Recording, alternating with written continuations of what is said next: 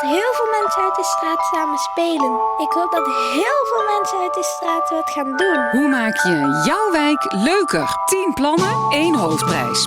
Wie wint onze buurt?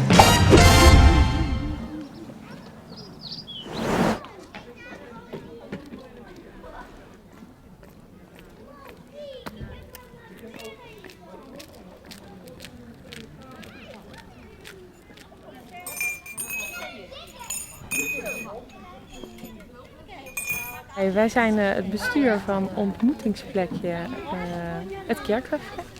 En we zijn eigenlijk gewoon 3 moeders in de straat waar het Kerkhofje aan ligt. Die op een gegeven moment zoiets hadden van het ziet er wel heel onverzorgd uit hier. Het onkruid heel hoog.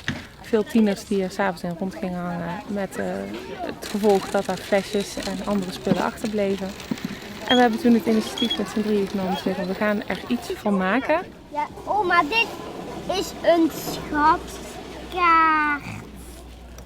Ja.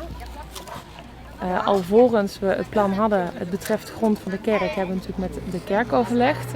Of we het mochten doen, want het is om niet. Hè. De kerk geeft ons gewoon de kans om dit te mogen doen.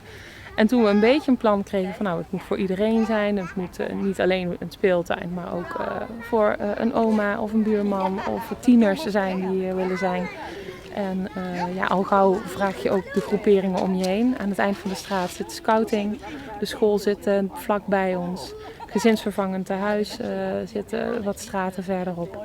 Dus je vraagt heel snel anderen om ook hun mening te geven. A, over de wensen, maar B ook van vind je het leuk, zou je er gebruik van maken, doen we het niet voor niets. Kijk even.